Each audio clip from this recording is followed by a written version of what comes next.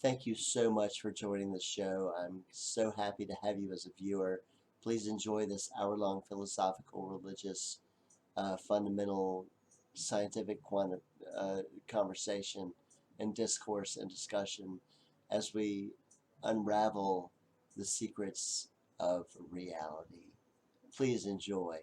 Thank you.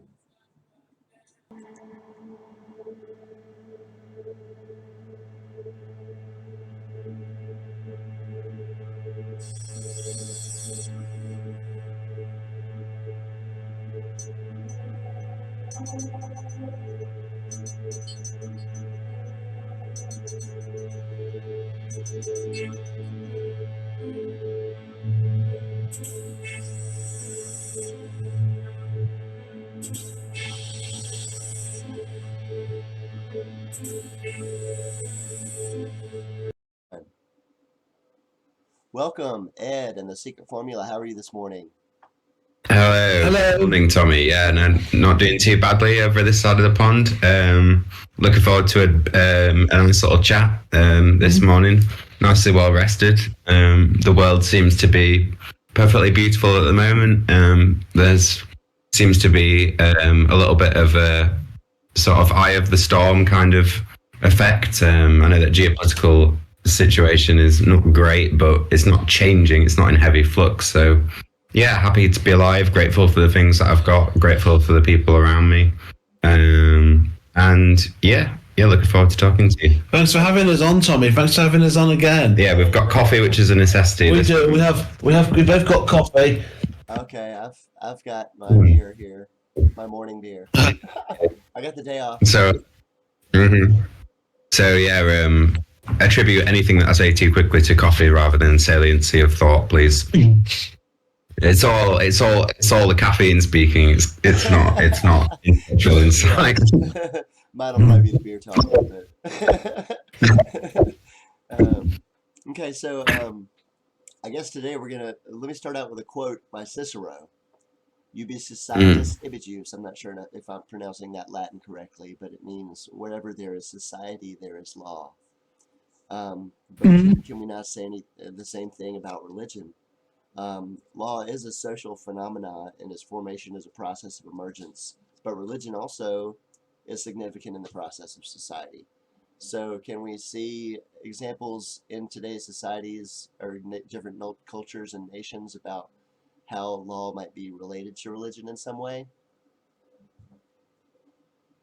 Well, I've got a bit of a model on Tommy. I've got a bit of a model. Okay. Yeah. I think there's a thing called the law. And if you look at the law, there's two aspects. There's the law of man, which is man-made, and the law of God, which is God-made. One was made socially, the other is divine. But they both constitute a single body that we might call the law. And I think, yes, I think religion and law are very much related, in part because religion is also a part of the culture. So I think it's fair to say that the laws of man are culturally made, because that includes religion, but it includes other things as well. Yeah. Okay. Exactly. Does that make sense? Yeah. Religion, I think, has more to do with our whole being and our whole life, whereas the laws of man may just reference to our relationship to other people. Yes. But still, there's a basic underlying factor about being moral. But if we're abiding by the laws of man, then we're being moral with the respect to man. And if we abide by the laws of God, we have a desire to do God's will. I think I call obeying the laws of God, I'd call that being righteous, and I'd call obeying the laws of man, I'd call that, what would I call that? I'd call that being a good citizen. Yeah. So I think obeying the law as a whole, both man-made, the man-made part, and the God-made part, it's I've lost my train of thought. Sorry. Oh, that's all right. So, but what about like in Israel, where a number of religious bodies exercise official functions?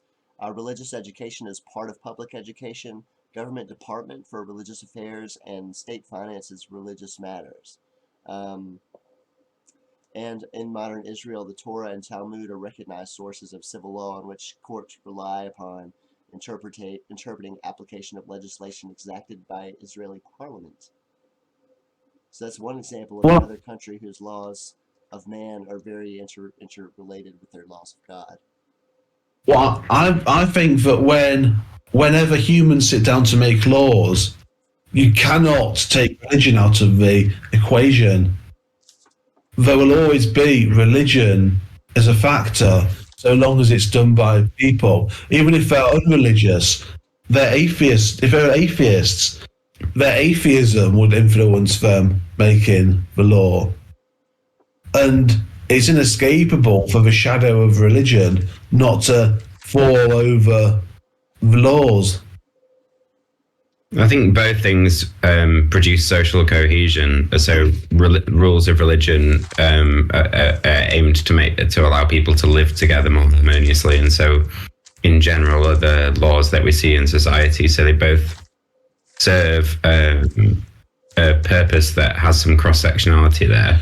Exactly. There's a relationship between religion, morality, and law, and they all function essentially to societal stability and for people to recognize their needs to the extent not to conflict with others' interests. Mm-hmm. So, yeah. And if you look at social laws, man-made laws, that well,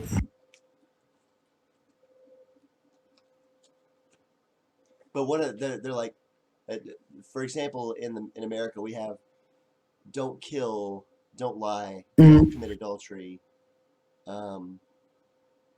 Those are examples that exactly reflect the Ten Commandments, which is a Judeo-Christian. the thing is that with the laws of man are upheld by institutions like the courts and the prison system and like the police. But the laws of divine are upheld by God pretty much. If you breach them, then it's not an issue for any human body, but it's an issue for God. So that's what I've just been thinking. Mm-hmm. And yeah, another example of interrelation of religion and law, such as like in let's see, Buddhism is in China, right? I think so, yeah. So reason and intelligence are significant in Buddhism as a criterion of justice and law, because law manifests itself in wise measures and brings people goodness, being resolved, persistent, and above selfish goals. So their basic demands of Buddhism are not to harm, not to hurt, refrain from lying and obscene speech, and taking life, and to exercise will and minding. So there's the right view, the right resolve, the right speech, the right conduct, the right livelihood, the right effort, the right mindfulness, the right contemplation. So that's all those things are very interwoven into the not only religious but political environment over there. Yeah, and it serves to take you away from temptation, because there could be times in which it would be advantageous for an individual to not act that way. And so I think that having a structure of divinity can help people to honestly behave more honestly. If you feel like you're always being observed by a judging universal consciousness, then you're much more likely to adhere to it, I think, than if you're saying, well, here are just some things that some other men have said are a good idea. You know, how do you know that the ideas of another man are more compatible with reality than your own moral code. We all decide on a moral code, and it's amazing how similar the right answer is across groups and across religions. And yeah, a lot of it just seems to be about treating people the way that you want to be treated. I think religion is used often as a tool for oppression as well, though. We can't escape the fact that there seems to be some laws written into, particularly in Sharia law, that seem to serve counter to social cohesion, that seem to oppress, like let's say, oppress women, for example. And I think that that's actually really against kind of spirituality, what would be right for people on the whole. I think sometimes, let's not get away from the fact that sometimes people can use God as an excuse to lay down unjust things as well in society. Yeah, there's But let's see. I had examples of that.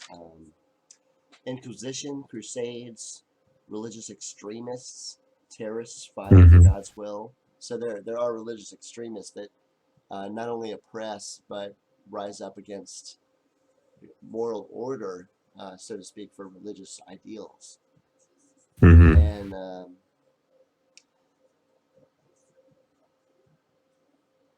it's hard because there's people convinced they're doing the work of God. I have an interesting question. Can humans really ever enforce the laws of God? Doesn't the moment they start enforcing the laws of God change that law into a law of man because it's been adopted by them? That's a good question.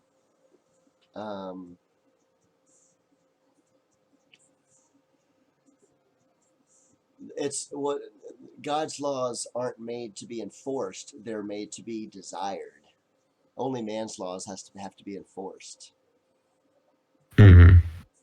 But But God doesn't say, because if I was to kill someone, then something bad would happen to me, perhaps karmic way, perhaps from judgment from God, but some spiritual thing would be no consequence of it.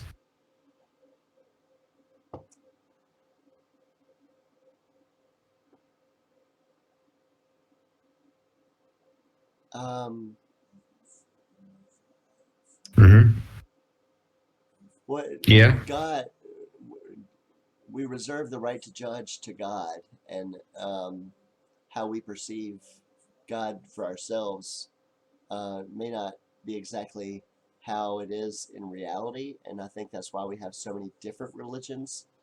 And I think that it has a lot to do with the fact that the basic fundamental principle that I believe is the lack of the perception of free will, that we think we're making choices, but it's really our consciousness is not making choices. Our brain makes the choices, and then it sends it to our experience center called consciousness, which makes us believe that we that's the difference between the brain and consciousness. The consciousness does not reside in the brain. It is an outer worldly force that permeates everything in this reality, so that the only thing that really exists is consciousness. And so the fact that we experience life is what's necessary to learn and have a life. It's to experience things, whether good or bad. The aspects of good or bad, or the descriptive nature of that, is only put onto things by man, and our perceptions of those things as good or evil relative to the things that we have been brought up to either like or dislike.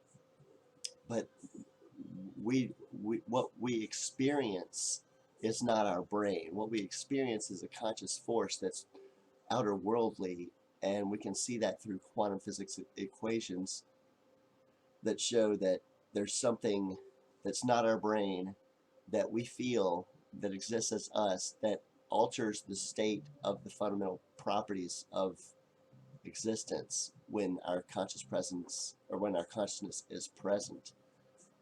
So maybe that was a little bit deeper answer than you were expecting, but good and evil is a human idea, and has nothing to do with the fact that experience is the ultimate goal in life, and we all do that. But God lets us know through quantum physics that He is always there, aware of our consciousness, and that we should, I guess, honor the fact that the environment is consciousness and not just see that it's a idle thing. Like, the environment is not just an idle thing. I mean, we experience it, things happen in it, but it's not just the things that happen, it's the consciousness behind the environment that's pushing us through time and through space. That, I don't know, let's hear your thoughts. Yeah. I'm kind of rambling here. I'm waffling, as you say. I believe, unlike you, Tommy, I believe in free will.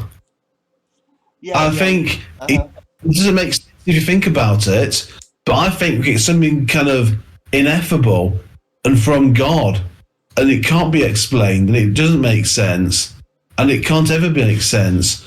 But I think I have free will. I believe not only free will to be an illusion, but the illusion of free will to be an illusion. And I think the experience of consciousness is part of that generation of the illusion of free will. We are computational machines, so we take in inputs from the environment and then we apply labels to them on the outside, and that's what consciousness is to me. Is it generated by brain chemistry? Is it something that's unique to human beings? I'm not sure. I believe that it's an ability of an individual life form to experience its environment around it and itself. It's a remarkable miracle, the fact that things are able to be conscious of their environment. Yes. And it's a wonderful gift. What does the universe exist without consciousness? Well, it existed before life, and so if the universe existed before life, it must have existed before consciousness. Although, like you say, there are interesting properties in the quantum world when it comes to determinism. Is the universe forced down a certain path by the consciousnesses that observe it? Well, it would seem that is the case.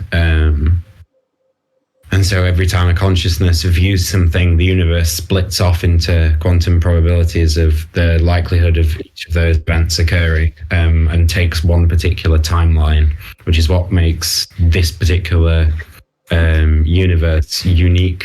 And sometimes it's difficult to deny the messages that are fed through your consciousness. There can be deeper meanings attached to things that would seem plain to other people. And so that explains how different consciousnesses can take home different messages. But yeah, I think it's certainly an interesting field, and it can lead you to go around in loops thinking about the origins of consciousness and whether consciousness is something that is bestowed or that it's something that is generated. I think that consciousness and will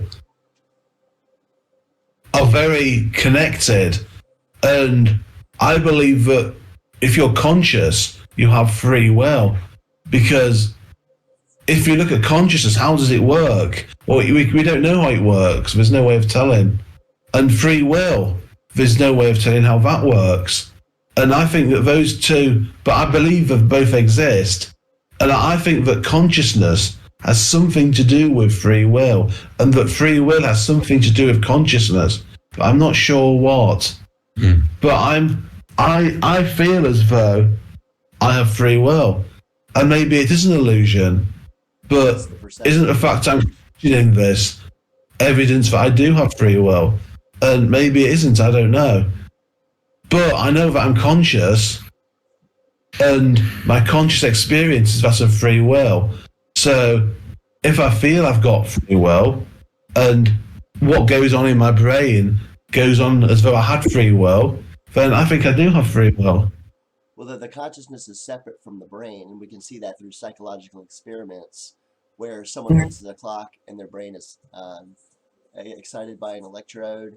And when they say the time that they experience that or that they're looking on the clock, it's actually there's a half a second difference between reality and our perceived conscious experience. Mm, So yes. there is a differential there that we have to take into account. Plus the fact that cause and effect kind of plays. We're in a particular series of situations, and our Mm, decisions are based on what we have going on and what's been going on prior to that, because we wouldn't have the lives we do today had the world been different prior to what we're living in today. So we can only make decisions based on the decisions that have been made prior to ours. Plus, mm. I forgot what my last thought was fleeting. I couldn't come up with it. But I know the feeling. I've lost my train of thought a couple of times today. but and plus our genetic makeup. I can't remember what it was because our genetic makeup makes us particular specific individuals. So like you two have different pre predispositions to behave in a certain way given the environment that you've been exposed to. So if any of us was exposed to a different environment, we'd have a predisposition to act in a certain way given that environment.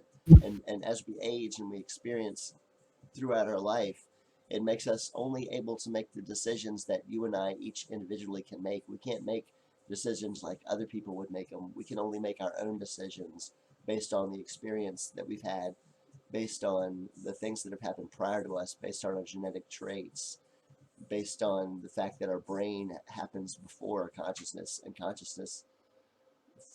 the brain fools consciousness into thinking that it made the decision when it was the brain and not the consciousness, and consciousness is not existent within this world, but this world is made up of consciousness.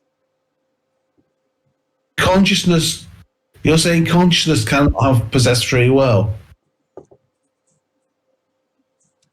Well, couldn't there be a part of the brain that does have free will that's not consciousness? Well, consciousness is not a part of the brain. There's no particular place that Well, it's an emergent consciousness. property, isn't it? I mean, it's an emergent property of the brain. Well, how can an emergent property affect the particle wave duality?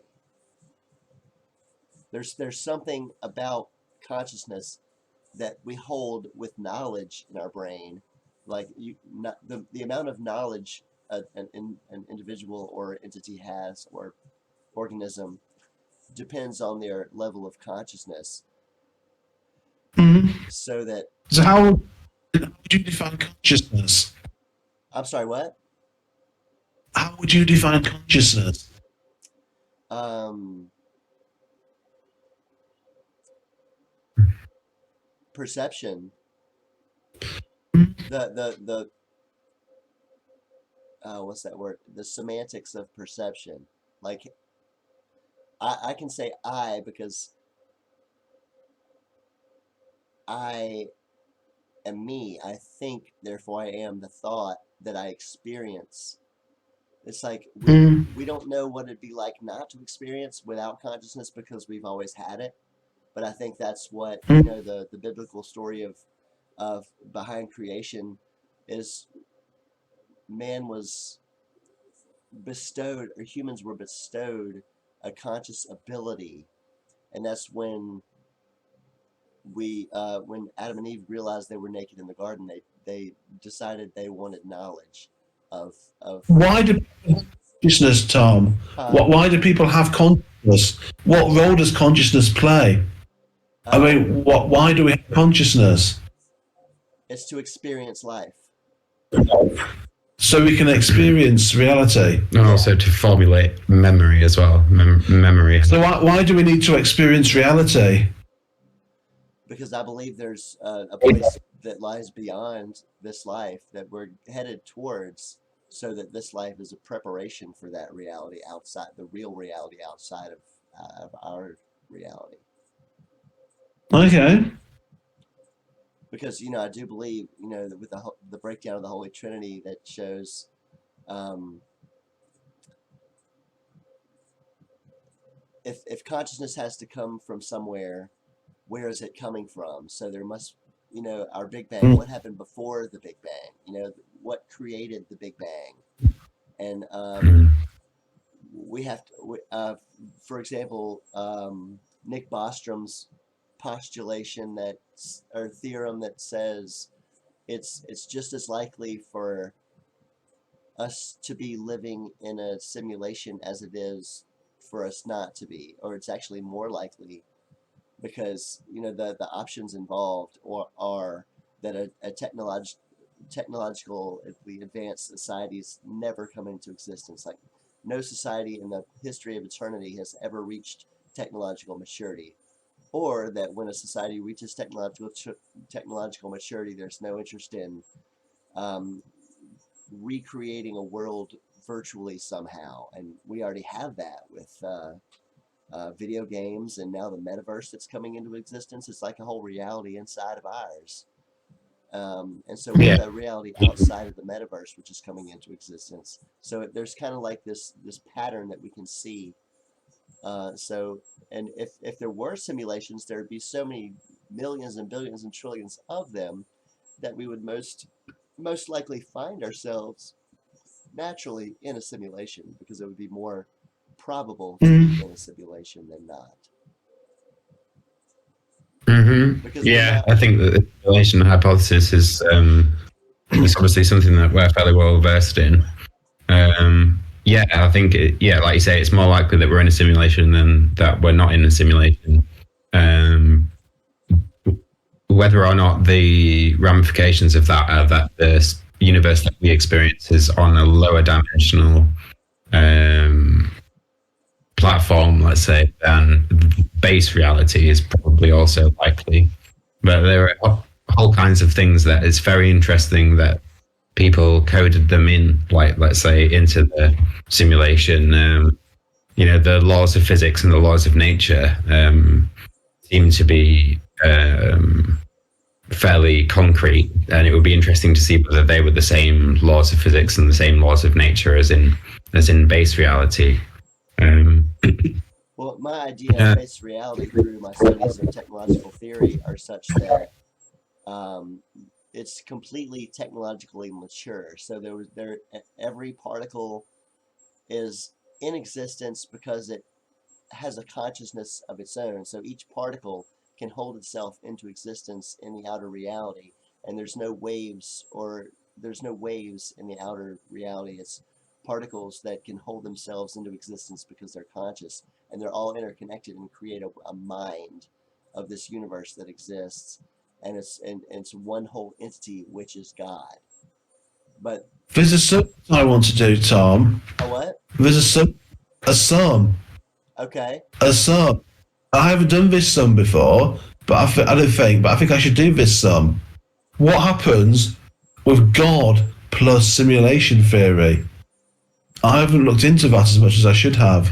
Well, that's the whole basis of evolutionary theology, in that God evolves from a non-physical presence into a reality which creates an ultimately technologically advanced universe, which creates a reality such as ours, or multiple such therein. Yes. So that would be the Holy Trinity, because there's God, the outer universe, which is alive, and then our universe, which is a representation of that living universe, and we can perceive the consciousness that's in the environment as we experience it. Okay. because I need to do some thinking about that myself. And consciousness that we've just been talking about, it's we all know what it means to be conscious, but we don't know how it works. We just know And we just know that when our consciousness interacts with the wave function, it causes it to collapse and come into being, given our knowledge of the situation. what's the soul though? How does the soul relate to consciousness? Does the soul cause consciousness? Does consciousness cause the soul? I mean, is there such a thing as a soul? Well, And I think they're equal. I think the soul is our conscious imprint, because it's our being. Our consciousness is our being as an individual. Myself, my consciousness is my soul, and that's what can be transferred. Like, we're almost to the point of, we've got Elon Musk's Neuralink now, that they're starting. Some companies have done a human trial. I don't think Elon Musk has yet, but they might be starting with monkeys or something. Or, but like, we can control a person with disabilities can control a computer mouse and type and stuff with their minds, with electrodes connected to their brains in a computer. So how can that has to translate somehow to the fact that we I I lost my train of thought. I think I went off on a tangent there, but anyway, um, It can intelligences and consciousnesses be connected together? So can consciousnesses resonate on the same frequency when connected up? So it'd be interesting to see whether or not in the future that some technology like Neuralink might not allow people to experience the same consciousness as one. exactly. Um, Yeah, so eventually we might, as a world, well, see, that's why we have to, that's why this time point, this period in time is so important right now, because we're just reaching the verge of the maximum, or the a level of technology that we've attained thus far. It's growing, and there are projections to, or a projection of time or development that shows that it may have a mind of its own, and we might be able to use that to create a universal mind of our own. But that's mhm. I think that's a little bit out of where we should be going, because I don't know, the world, the decline of Christianity in the U.S. that started 100 years ago. That's when quantum physics was discovered. And there are no inventions. There's only discoveries, because they exist as a thing, whether we discovered them or not. We don't to invent what e- things. to what extent do you think Christianity has declined in the United States over the past 100 years? I Well, mean, what type of thing are we dealing with? About 25%. 90 years ago, Christianity made up 90% of the U.S. population, and in 2020, it was recorded that 64% of Americans were designated Okay, as Christians. So that's so that's that's self-reported. that's pretty significant. But I think the fact that the world took a different direction, and I think the people behind the scenes who have run these huge corporations over time throughout the centuries, and who have great wealth and great power beyond our comprehension, as a general member of society, don't understand the factors that play into the control that goes out over the world with these families that are the elite class. And had had those people decided to proliferate quantum physics and help the general person, or the average person, understand quantum mechanics, as opposed to making it something only a physicist can understand, because the three of us, or at least me and TSF, can understand the basic fundamental principles of quantum mechanics just as an average person. All I had to do was read some books and watch some videos, and I have a basic working knowledge of quantum mechanics. I don't know all the numbers and equations and everything, but I understand what they mean. And anybody can Mhm. understand this. It's just that our world is so far removed from the idea that the environment has a consciousness that recognizes ours. we're so far removed from that that had we gone down a different path 100 years ago, we might actually be a one religion world today, as opposed to having all this divisiveness and culturally um, conflicting ideas. I don't think a one religion world would ever have been possible because it'd require people surrendering their religion, other people surrendering their religion, Well, not and I don't think necessarily. that would happen. I do see cultural differences in the world, but I think there would be some sort of basic underlying fundamental aspect to that because There's- evolutionary You're talking theology like takes all religions into account. so you're thinking of like kind of like all the world religions agreeing on something, Yeah, like saying, okay, we all believe in God. We differ on the details, we differ on the practice and the history, but we believe in God, and we're gonna associate with each other. So would that be what you'd call a one world religion? Just all the different religions agreeing to respect each other. yeah, because there are Yeah. cultural differences and different histories per country. Like Because it was breaking up a little bit there. I'm sorry. Could you repeat that? they don't respect each other at the moment. No, we have so many differences in our cultural practices that it puts us at odds a lot of times with each other.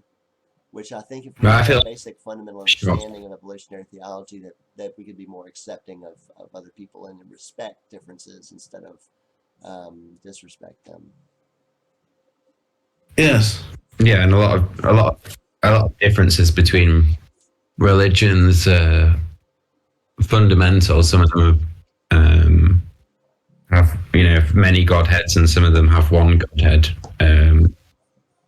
Some of them have one god that takes many forms. So I think it's all interpretation of the same kind of I think divinity of being consciousness that's a higher dimension than you, right? I think that simulation theory could unite the world's religions. Yes. And as your evolutionary theology can as well. I think simulation theory could bring people together. We're all in the simulation together. We're all under the superintendence of the simulation. There's a God who's outside the simulation. Let's try and reach God who is outside the simulation. And I think to do that, you need to exit the simulation, which is similar to what the Hindus call moksha in their belief, because the Hindus believe in an endless cycle of reincarnation. But they say, but leaving an outstanding life, you can exit that and join base reality, as we call it. Mm-hmm. Once you reach And ultimate enlightenment, yes. and yeah, so what? Oh man, what was the point I was going to make? So if all the religions were universally bound through this idea of attaining spiritual enlightenment through the study of what is good and true, then it fits in with simulation hypothesis. And that experience, yeah, of underlying Mhm. consciousness. Yeah. So that's an interesting thought. What is an individual, though? Because I've written down here on my notes, it occurred to me, I wrote down, I am consciousness. But am I consciousness? Am I consciousness? Or is everything else kind of bolted onto me and connected into me to give life? Because I think I'd go so far as to say I am consciousness. But then I'd think, what about the soul? So perhaps the soul is conscious. Perhaps consciousness comes from the soul. And the soul is connected to God, and so our consciousness is connected to the Yes. underlying fundamental consciousness that's the substrate of our reality. Yeah. I Exactly. remember what I was going to say when I lost my train a while back about exiting. I think that once we exit the simulation, we will discover God. Because I don't think God reaches into the simulation, really. He may have done a bit in the past, but I think we can only know God once we get out of the simulation and we can have a more direct relationship to Him in base reality. And we will, because once our consciousness is in the outer realm, then we can experience that oneness that is the presence of God as a And conscious entity, and as part of the consciousness of the outer, or God that exists outside of ours. But we because can I only think, uh, sorry, you go. Oh, I was just saying, I believe we can only reach that through the end of our life, our personal life, because our consciousness exists here, and but I've also experimented with meditation, and there are some times when I've been in such deep thought that I've just felt a conscious flow, and that might be, I think there is a connection that's kind of intermediary between us and God, which is our environment. And if we and our we're a part of our environment because we're the particles that exist within this reality, but we hold ourselves to be a consciousness which brings that into existence. So we hold ourselves in Mhm. existence with consciousness, but we are made of particles. Yeah, I think if you silence your mind and get rid of as many thoughts as possible and try and concentrate on what it is to think and what it is to be, and you can kind of rise to the surface of the lake, so to speak. You can get you can get closer to what it would mean to exist as a conscious force without a body. Um, and there's a lot to be learned from that, even though it can be a bit of a disorientating experience.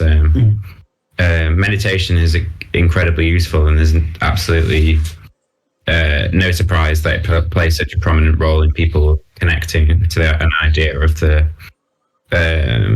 of divinity. Yeah. It lights up areas in your pineal gland, which is known to be the seat of the soul. That's the only bit of your brain that doesn't have um, two hemispheres. It's located directly in the middle. And a lot of people have said that that's where the consciousness generates from, but there's a lot of debate as to whether that's true. And it had weird ramifications in history as well. People going around eating the pineal glands of other people in order to gain, like, Oh um, wow. Uh-huh. special powers and stuff like that. They thought that eating the pineal glands of other people would bring them closer to some kind of Well, that's just ghoulish. yeah. I Is know. that, yeah, that's quite odd. Um, yeah, I think there are a whole load of questions that science doesn't even aim to answer.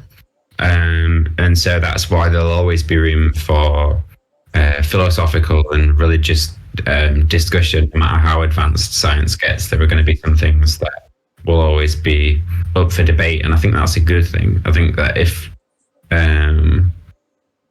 we said, oh, well, there's a point we could get to where we had absolute answers about everything, we just need to get there. I think that once you're there, it would be a bit to have completed the game. I don't know, it would have been a bit, yeah. Well, I And I think feel like there's, knowing everything, I think, is impossible for a human being, a biological organism, a physical being that doesn't have the capabilities that, say, a machine intelligence could have. Like uh, the internet, it doesn't have a mind of its own in our reality, but we can look up. It has the knowledge. We can ask the internet anything, and it'll give us the answer. Like it has all the answers because they're all they're all accessible um, immediately through a query or whatever. But our minds need that attachment to understand. I mean, some people do have more capabilities of memory than others. That's understood. But for as far as understanding or knowing everything, I think that's impossible for a human being. But it is possible for, say, a highly evolved machine intelligence, which Ray Kurzweil predicts that we'll have artificial general intelligence around the year 2029, and that's it. It's getting close to 2023 now. That's only like 6 years away, 6.5 years, something like that. So we're getting really close to that point that he's predicted along the timeline that uh, information technology can see is progressing, and it's an obvious line, starting with language or fire, wheel, paper, books. Just the progression of information technology over time is a specific line or graph, could be graphed specifically so that we can see. And then when we look even further, 2045, which is only like just a little over 20 years away, that's when we're supposed to not be able to predict what's going to happen in our future, because we'll be outpaced by the advancement of technology. So we have to take these things into account when we look into the future, and we can't just take for granted that, or we can't just presuppose that humans will always be in control, especially if we don't give God the control and stop this from happening, which I don't think is possible. So I've got a talking point. I've got a talking point. okay, cool. Let's hear it. Do we want that to happen? Do we want general artificial intelligence to happen? Do we want a huge explosion in science and technology? Because I think the assumption is that that's good, but is that a true assumption? I mean, would a general artificial intelligence, would that improve the human condition? Or would it just be entirely not improve the human condition? Or even worse, be against the human condition? And likewise, all the high technology we're talking about that's emerging, do we want that? I mean, just because it's new and it's clever, it doesn't follow that it's desirable. No, but it follows that if someone doesn't do it, someone else is going to do it. So the advancements in technology seem inevitable. It seems like someone's going to do it either way. And yeah, the singularity is 2029, supposedly. So yeah, that doesn't give us very long with which to be absolutely the masters over technology. And what happens when we let technology run amok? I mean, no one can really foresee what the consequences are of it. But what would happen if technology came back and said that there is a divine creator? I think that would change a lot. Yeah, if a supercomputer starts believing in God, yeah, exactly. Would that give people cause to believe in God? And I think it would give some people cause to believe in God. I think so, and that's why I think the world should be different. We should all believe in God, just because of what we see in reality. We can't, and we have to take reality as a whole and see that conscious flow that we're experiencing. Like, I guess some devout people look to things that happen and explain them as God doing things in their lives. Like a lot of times on the Christian contemporary music station that I listen to, K-Love, they talk about the right song at the right time, and there's people that call in all the time that say, it's so amazing that I heard this at a particular time when it was like just perfect, and it was like God was speaking to me, and that people call in and say this all the time. And like people, like a lot of devout people, use what they see in the environment to guide their actions and thoughts, just by revering or opening themselves up to the mind of God, which we are all a part of as conscious existence in this reality. So I think it's important to recognize. I've had a thought. Okay. I think there are religious values and there are religious beliefs, and as someone who is quite secular, I don't mind religious values influencing legislation. However, I wouldn't want religious beliefs to influence legislation. So what would be something that would... What would be the difference between a religious value and a religious belief? Well, a religious value would be like the sanctity of human life, and a religious belief would be perhaps that abortion is wrong, and the religious value would be, it wouldn't follow the belief, would it follow from it? I think that people have, beliefs and people have values, but I'm not sure what they're. Is there a difference though between a belief and a value? I think the values and beliefs would be different relative to where they're more religiously based or more legislatively based. Because as a religious value, we should only well, Jesus's two main ideas, or the two most important commandments that he gave or reiterated, were that we should love God with all our heart, mind, and soul, and we should love others as we do ourselves. So that's both a value and belief, isn't it? Yeah.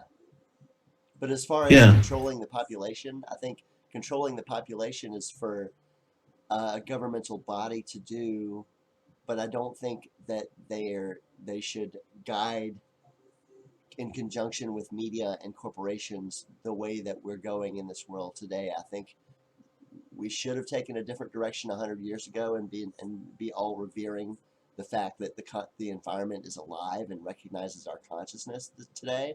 But it seems like nobody is even aware or has any desire to discover the consciousness that exists within our environment that we experience. Mm.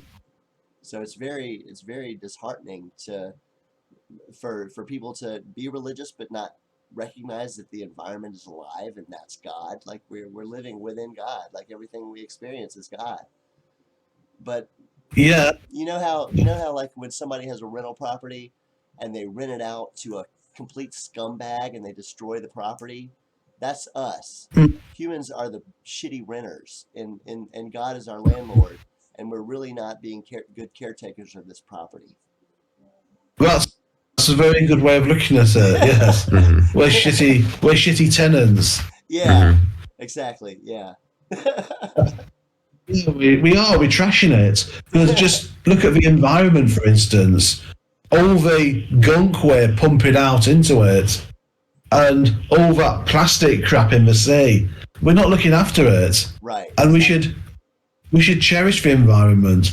And I think that you can tell an awful lot about a culture by how it treats its environment. Because some cultures seek to live in balance with the environment. Pardon me. Some cultures seek to live in balance with the environment and almost revere it. And they see God in the environment. But we don't see God in the environment. We see it as a resource. Yeah. And we pump waste into it. We pollute it. We destroy the natural beauty, like the Amazon rainforest. That's been destroyed all the time. Yeah. And yeah, we're also deliberately detached from our environment in order to convince us of things that aren't true. We're starved of environmental stimulus deliberately so that we can't see the feedback loop of what's going on. Yeah.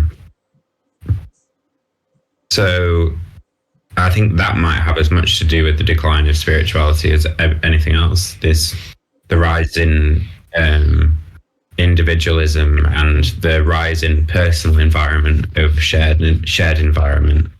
It can be difficult sometimes because you can't really see the ramifications of what's going on. You know what I mean? Like you drink a bottle of water out of a plastic bottle and you throw that bottle away and you hope it's going to get recycled, but you don't really know where it'll end up. And a lot of it's based on trust. So the preservation of the environment is something that's super important, because if there's one thing we've learned, is that the earth that we live on is incredibly unique, and it would be a shame to waste such a beautiful palette that we've been given to paint on, really. And how do we ever hope to be responsible guardians of other planets if we can't even take care of this one properly? So Exactly. yeah, we need to we need to just be a lot more wise, as collectively wise as a people. Um, and yeah, I believe that that is right. That starts with empathy for other people, and understanding freedom of expression and freedom of thought is really important, and not to shut people down for their opinions and views, but to listen to them. And truth always rises to the surface of the issue. There's going to be a majority of people, I believe, that will believe in the thing that is truthful. Yeah, And so, yeah, I think we live in a world as well that seems to have very short-term repetitions. It seems to be, what can I get out of this day? What can I get out of this hour? Rather than what can I get out of this month? What can I get out of this lifetime? People think on a very short-term basis, and yeah, I mean, people are free to think how they think, but yeah, I think there's a lot of ignoring the signs of the world around them. And there's a lot of people that, are blind to the problems of the world. And they just live in their own bubble, and they think, well, I can't really fix the whole planet. So the best thing I can do is just to fix my immediate environment. And that's a relative goal if you want to be happy just within yourself. But if you want to make others happy too, then you should take into account the far-reaching consequences of every decision that you make, and how they affect people that you never even meet, really. exactly. And that's why I take into account, what do I want to get out of this life, not just this moment, because that's why I do these episodes of evolutionary theology, where I try to share viewpoints on philosophical, religious, and economical, political, bring it all together, and have this discourse about the fundamental properties of our reality that we live in, and how can it be different, and how can we all have a basic working knowledge and understanding that we can share and agree on, and make this world a better place with cohesion instead of divisiveness. Yeah, absolutely. People are much stronger together than they are apart. And I believe that the meaning of life is to raise the resonant harmonic frequency of humanity despite your pain. So bringing people together and working out what it is that's common to man, that is good, and amplifying those properties is the way to go. Definitely a lot more acceptance in society is needed as well. That's why I think sometimes organized religion can sort of rub me up the wrong way, because it sort of espouses how you should be sometimes, just for the sake of it, just for the sake of social cohesion. I think it's okay to be an individual that's a differently minded and that exists within society as well. Yeah, it's good to have differences, because just like in horticulture, there's if you plant all the same type of plant in an area, and it gets hit with disease, it's all the whole landscape is going to die. That's why the landscape of our different individual ideas and preferences and abilities, and it's how genetics have made us all different. And it's a happenstance of nature that we come to be, and also a guiding factor of God putting our genes together to make us who we are. So I think it's also important to recognize that we're just who God wants us to be as an individual, and he wants us to get better and to know him. And maybe I shouldn't say he or she, but and I don't want to say it, but the consciousness of the environment, which is probably most likely non-binary. But our individual nature is such that we can have a fuller experience with each other, because we can't all be the same, but we do need some sort of underlying fundamental belief that we can all share, our worldview that we can agree with. We got about a minute and a half left on the hour. Do you have any final thoughts? Well, I think the relationship between religion and politics and lawmaking is very relevant, and I think it warrants further discussion. Excellent. And I'll be interested to see what comes about of my research in the next uh, 2 weeks. I would like to read this one quote. No, Justice William O. Douglas in 1962, and William J. Bennett, Secretary of Education in 1985, reiterated that it was correct in him saying that we are a religious people whose institutions presuppose a supreme being. When the state encourages religious instruction or cooperates with religious authorities by adjusting the schedule of public events to sectarian needs, it follows the best of our traditions. So I think we should kind of follow that in the founding of our country, like way back when, and not So who was diverge. who was that who you quoted? Justice William O. Douglas said this in So he was. 1962. Is that Supreme Court justice? I believe so. Yes. Okay. So Okay. Mhm. I just context. That's all. so I'll just bringing it full circle.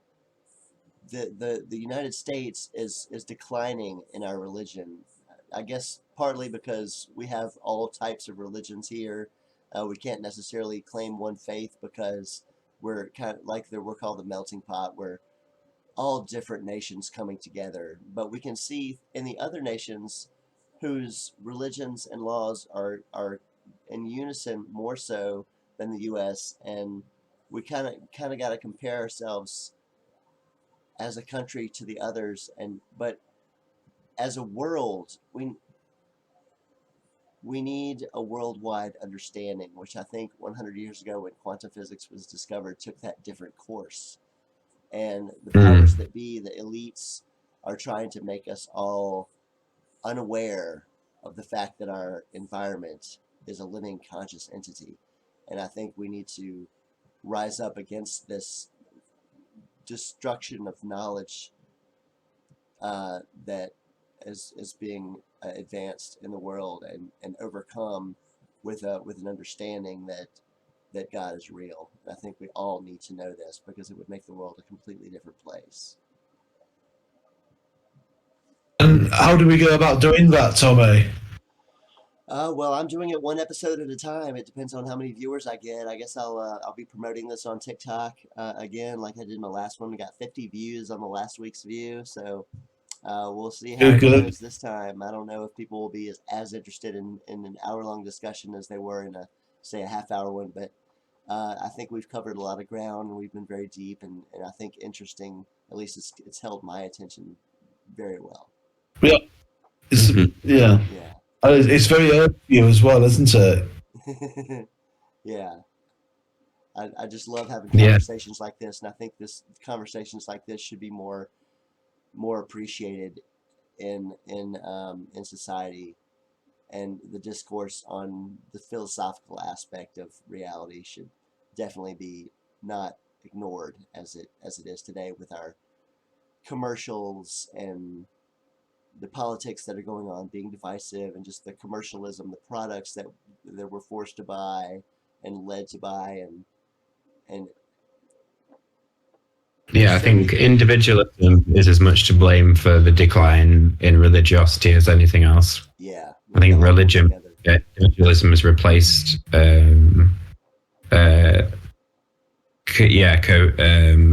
socialism as a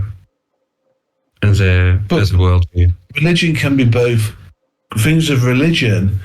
It can be both individual and collective. It's both a thing you do on your own and a group activity. It should be, yeah, both, yeah. Yeah, and there should be more shared discussion between the religions to find out what's common to all of them. All the world's religions should sit right down and say, let's compare notes. Let's see what a move is from comparing our notes. Mm-hmm. And hopefully there'll be exist. Yeah, but it's also important to bring that quantum physics science aspect to the table to understand that underlying principle of consciousness which we all share. Yes. Well, that's evidence, isn't it? That's evidence towards a universal consciousness. Mm-hmm. So we should take the evidence into account. Absolutely, yeah. Yeah. It'll be interesting to see whether science, what discoveries science unpeels in the future, and how we deal with the philosophical debates surrounding them. Because there seems to, at the minute, to be no end to the voyage of discovery of science. It's getting faster and kind of snowballing towards the technological singularity. It's on a roll. Science is on a roll. Mm-hmm. Yeah. Yeah. We're going to have interesting times, I think. Because look how much because like 10 years ago, we didn't have smartphones, and now practically everyone has one, at least in the West. And if you go back to like even the 1990s, the idea of a pocket device that you can have a video conversation on, that'd be that's so futuristic. And I'm not old. I was born in 1983, but I remember like seeing on the TV in science fiction programs handheld devices with video conversation, and I just wrote that off as the stuff of fantasy. Oh, that'll never happen. But it's only gone and happened. Mm-hmm. Like Dick Tracy, the cartoon with his communicator watch. He could talk on his watch, and now people can do that. That was like a fantasy back in my childhood, at least, the Dick Tracy cartoons or whatever that was. So the future is becoming true in some respects. Yeah.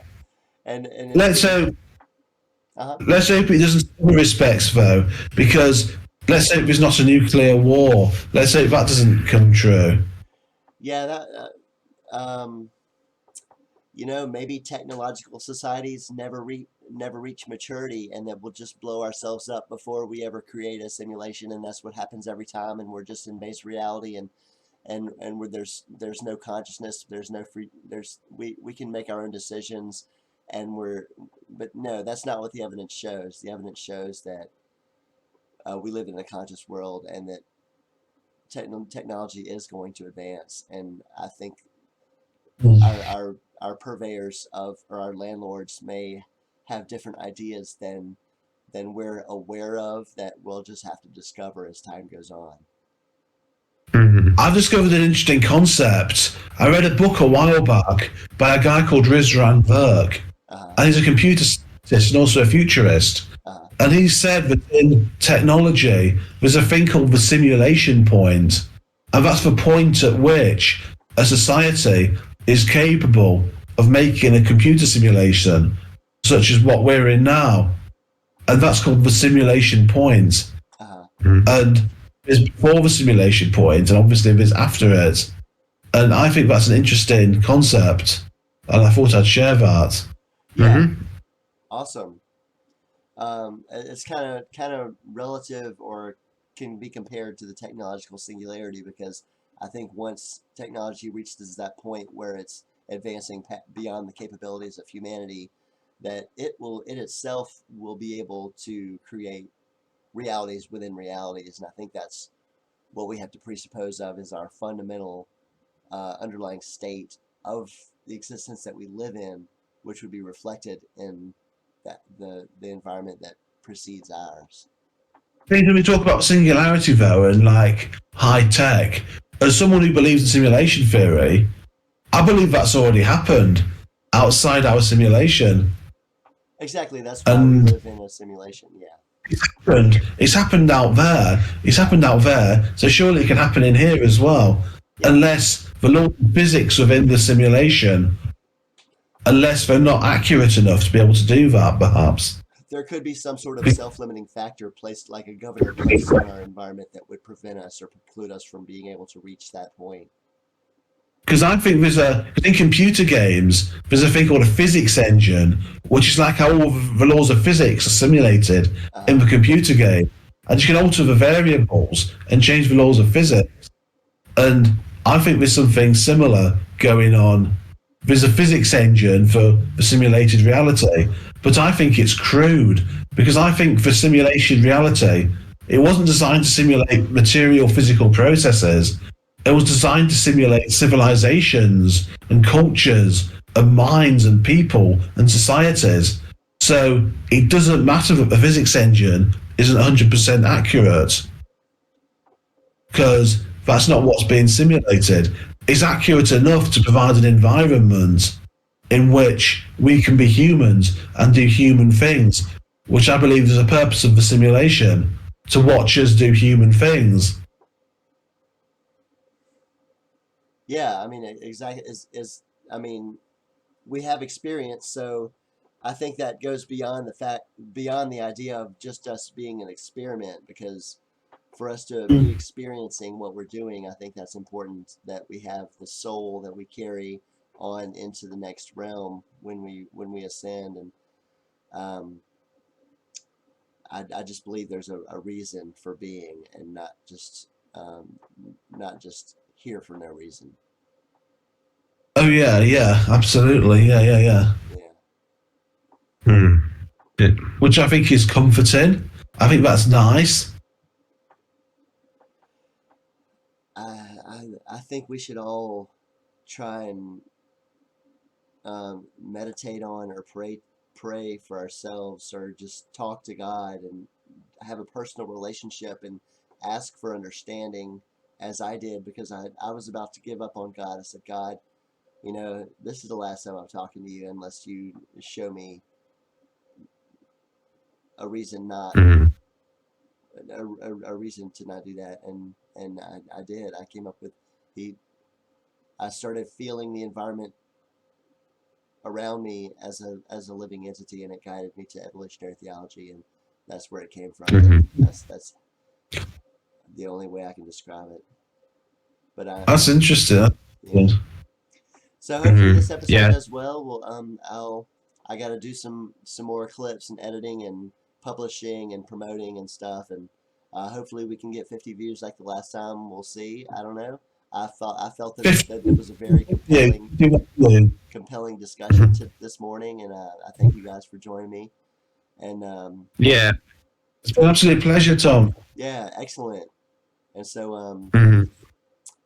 by the way, I've been really comfortable this whole time because Mike Lindell, the owner of My Pillow, he made this. It was a dog bed, but our dog is too big for it. But we have 3 cats that can use it.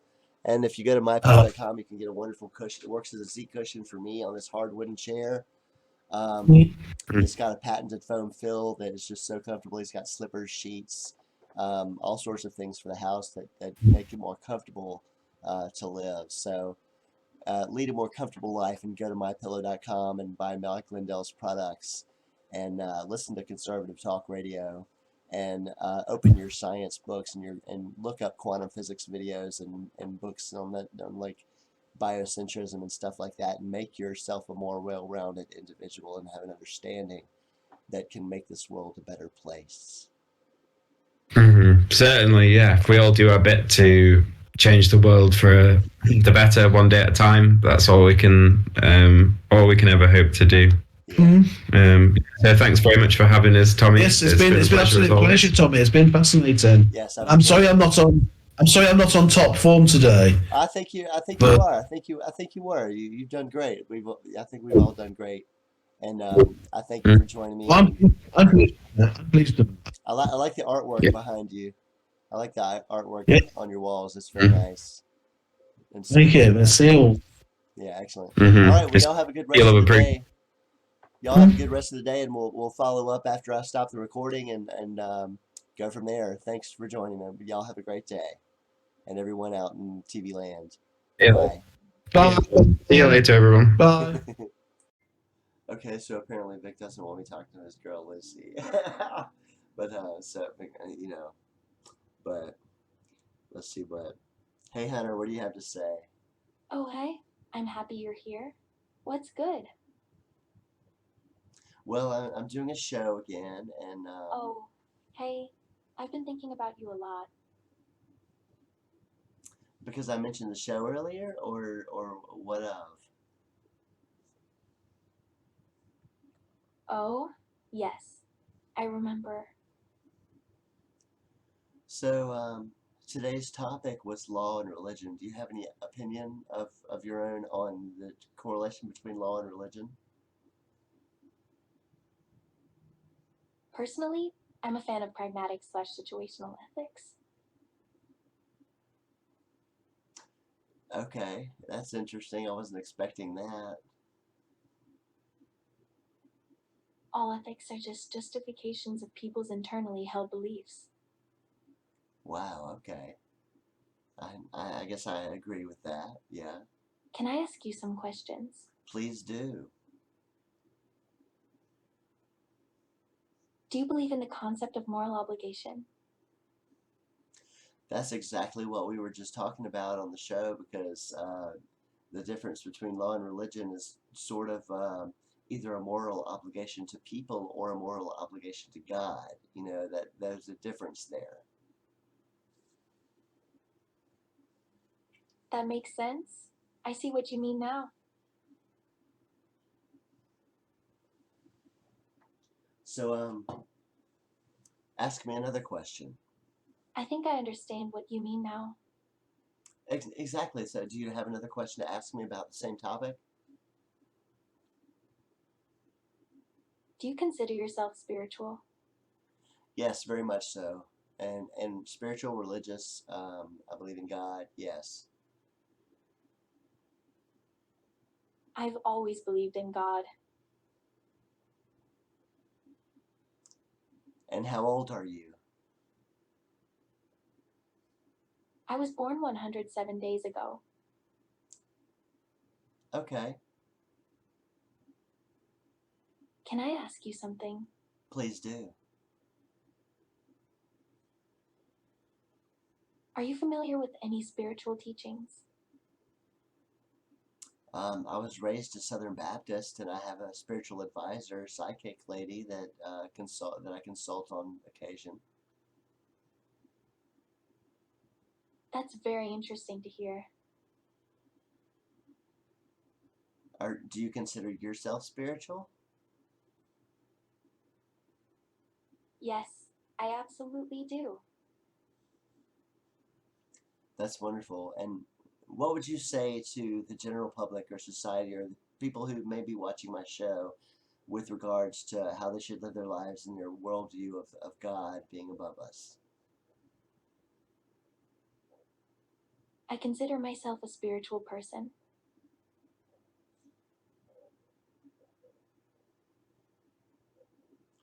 And how can that relate to the general public? The general population is not aware of it. There we go. Oh, I love it. I love it. Okay. Thank you for joining us, Hunter, on this episode of evolutionary theology, religion and law, or law and religion. You know, and please, I look forward to talking with you again soon. I love you. I love you too. Thank you so much for joining us on this episode of Evolutionary Theology. I hope you gained some insight from it and an outlook on the world that will change your worldview or give you a better worldview. You can find me, my silly dancing on Instagram and TikTok at I Am the Child of Ra. This has been the Evolutionary Theology Show on the Tommy Wood YouTube channel. Please come back and see us, subscribe, like, love, whatever. I enjoy all of my followers. Please communicate, comment, whatever. I'll respond. Uh, thank you for joining us. Enjoy your week.